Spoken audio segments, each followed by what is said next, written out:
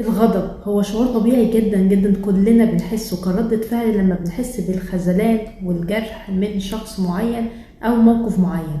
شعور بيجيلك لما تبقى متوقع حاجة من حد ويخذلك الشخص ده أو ما يقدرش يعمل الحاجة اللي انت كنت متوقعها منك، فبيجيلك شعور بالغضب، سواء بالغضب على نفسك ان انت انتظرت من شخص حاجة وما قدمها لكش، او ان هو ما قدرش يقدمها لك رغم ان انت كنت واضح جدا في طلبك ليها واحتياجك ليها، فبيبدأ ردود افعالك بالغضب وعدم السيطرة على المشاعر بتاعتك. التحدي بقى، انت اللي هتسيطر على غضبك ولا غضبك ده هو اللي هيسيطر عليك؟ وغالبا لو سمحت له يسيطر عليك هتعمل حاجات انت اللي هتندم عليها بعد كده. طبعا الغضب شعور صعب جدا للشخص اللي هو بيحسه، يمكن اكتر كمان من الشخص الاخر، وطريقة التعامل الغلط مع الغضب ممكن تخليه يزيد اكتر، زي ان انت ما تعبرش عن مشاعرك او انك تكتم المشاعر دي، او تروح للطريقة الاعنف شوية وتعبر عنه بطريقة عنيفة. في سلسلة الفيديوهات دي هنتعلم بعض التكنيكس اللي نقدر نتعامل فيها مع المشاعر بتاعتنا وقت الغضب ووقت الخذلان. طبعا احنا بنزعل لما كل حاجة ما تمشيش بالطريقة اللي احنا عايزينها، او حد معين نكون منتظرين منه تصرفات ويخذلنا او ما يقدم لناش الحاجة اللي احنا محتاجينها في التوقيت ده، فطبيعي ان احنا هنزعل ونغضب ومشاعر الغضب دي بتزيد. سواء كنت بتلوم نفسك ان انت اصلا احتجت حاجة او انتظرت حاجة من الشخص ده، او حتى بتلوم الشخص الاخر ان هو ما قدملكش الحاجة اللي انت كنت محتاجها رغم ان انت وضحت له اهمية الحاجة دي بالنسبة لك.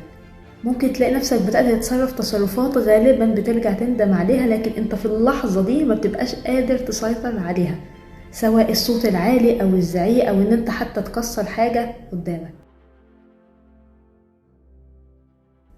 قبل ما تزعل وتلوم نفسك، اعرف ازاي تقدر تتعامل مع المشاعر دي، واعرف ان المشاعر دي طبيعية وطبيعي جدا انك تحس بيها. الغضب هو شعور طبيعي وصحي جدا كلنا بنمر بيه من وقت للتاني، هو رد فعل لما انت بتبقى متضايق من حاجة او تحس بالاحباط او بالخذلان من حاجة معينة.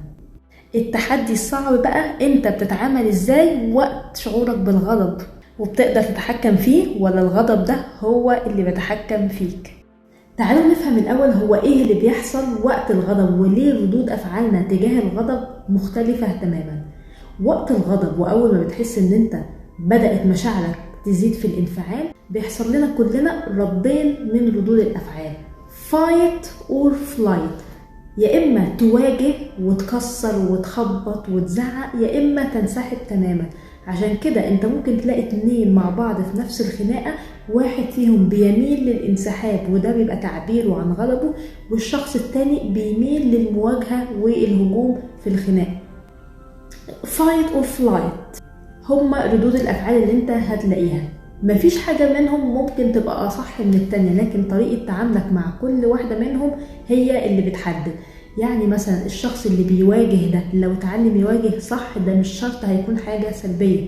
الشخص اللي بينسحب، الانسحاب مش دايما هو بتبقى أفضل نتيجة للغضب وفضل النزاع، ساعات المواجهة السليمة بتبقى الأفضل حسب طبعا الموقف. فيا ترى انت بتفايت ولا فلايت؟ احنا هنتعلم مع بعض التكنيكس اللي هتخلينا نحول الانفعال القوي جدا ده لقوة ايجابية تساعدك في حياتك مش تدمر لك حياتك. هتقدر تبقى اهدى وتركيزك اقوى في المواقف الصعبة اللي بتسبب لك الانفعال، وكمان هتقدر تتحكم في ردود افعالك في المواقف المستفزة جدا وحتى لو ده عن عمد من الطرف الاخر. هتعرف تتعامل ازاي مع شعورك بخيبة الامل والخذلان والاحباط، وازاي انت اللي تتحكم في الموقف وما تخليش الموقف هو اللي يتحكم فيك. اول استراتيجية هنعرفها مع بعض هو انك تعرف نفسك. انت لازم تعرف اصلا ايه اللي بيعصبك، ايه المواقف المحددة اللي انت لما بتتحط فيها بتلاقي نفسك عندك حالة الغضب والانفعال دي. وعلى فكرة هي المواقف دي مكررة، يعني انت ركز كده وفكر كل الاوقات اللي انت فقدت فيها السيطرة على أعصابك، إيه اللي حصل وإيه الشعور اللي جالك، وهتعرف إن أنت في حاجات معينة بس هي اللي بتعصبك. ولو حصل لك أي موقف تاني مهما كان صعب هتلاقي نفسك هادي وقادر تتعامل معاه. فأول حاجة أنت لازم تعملها عشان تتعرف على نقاط غضبك إنك تعرف إيه اللي بيوصلك للدرجات دي. تاني حاجة، بعد ما تعرف ايه اللي بيعصبك انت اللي هتتحكم في الموقف، ما تستناش الموقف يحصل لك وتغضب وبعد كده تقول انا ما قدرتش اتعامل مع الموقف. هنا بقى اهم مرحلة، انت عارف ايه اللي هيعصبك، ما تدخلش في الموقف ده، وتبقى مستعد لو دي حاجة لا مفر منها ولازم تدخلها. لكن طالما عارف ان في شخص معين بيعصبك، في سلوك معين بيعصبك، يبقى انت تبقى جاهز بردود افعالك من قبل ما تتحط في الموقف نفسه. وخلي بالك طول ما التريجر ده موجود وطول ما الحاجة اللي بتستفزك موجودة، مشاعرك هتفضل تنفعل وهيبدأ عندك الانفعالات الطبيعية دي. جهز نفسك للموقف وما تخليهوش يفاجئك، اعرف انت داخل على ايه، وحاول تنسحب لو انت عارف ان الموضوع ده مش هتقدر تسيطر عليه. ساعتها انت برضو اللي هتكون مسيطر على الموقف، مش الموقف هو اللي مسيطر عليك وعلى ردود افعالك. في لحظة قصيرة جدا جدا يمكن كلنا ما بناخدش بالنا منها، ما بين انا اتعصب وما بين انا اتعصبت خلاص. اللحظة دي فيها كل القوة والتحكم في ردود افعالك. لو انت قدرت توصل لها وتقدر تسيطر عليها قبل ما الموضوع يوصل لمرحلة ان انت خلاص بقيت في مراحل غضبك، هتقدر تتحكم في الموقف.